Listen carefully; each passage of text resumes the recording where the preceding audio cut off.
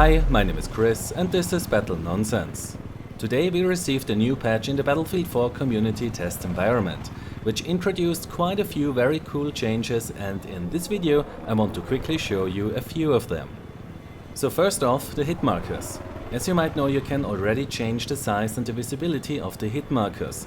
You can also enable the option so that you get different sized hit markers based on how much damage you inflicted.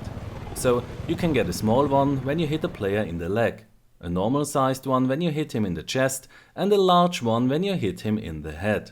Now, a lot of players requested that DiceLA should add the red headshot hit marker from Hardline, but the developers did take this one step further, because there are players who don't want a red hit marker, so they made this an option. Now, here's the new default. So when we shoot a player in the leg, then we get the same hit marker as we got before the patch. And when we shoot him in the chest, then the hit marker gets bigger, but it is also still the white one as it was before the patch.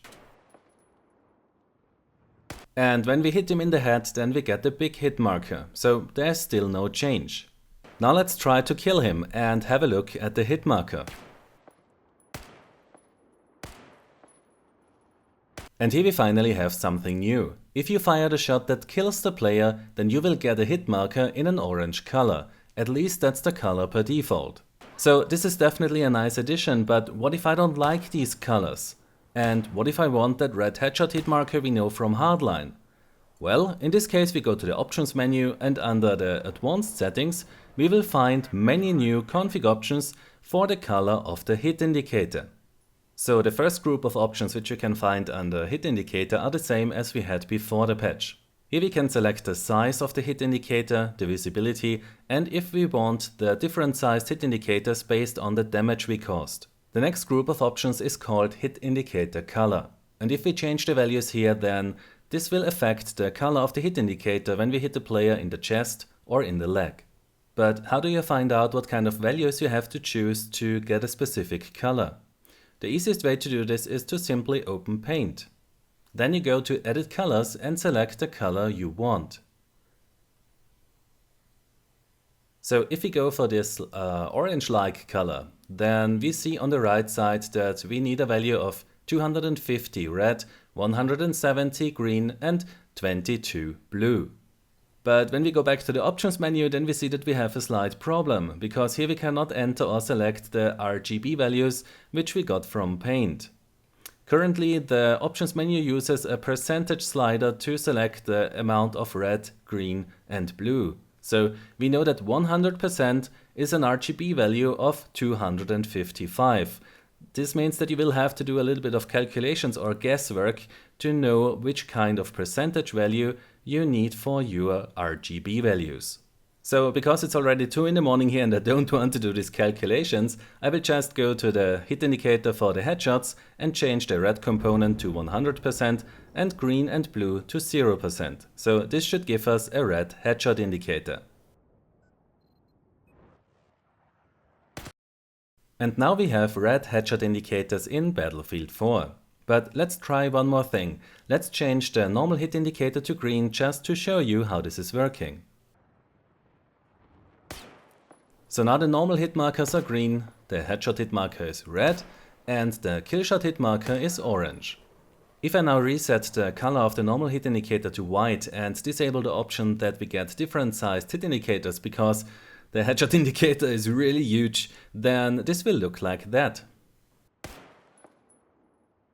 If these hit markers are still too big for you, then you can go to the options menu, and under the hit marker group you can change the size and the visibility. I have to say that I really like these new options we got for the hit markers, and now everyone should be able to change the design of the hit marker to something that he likes.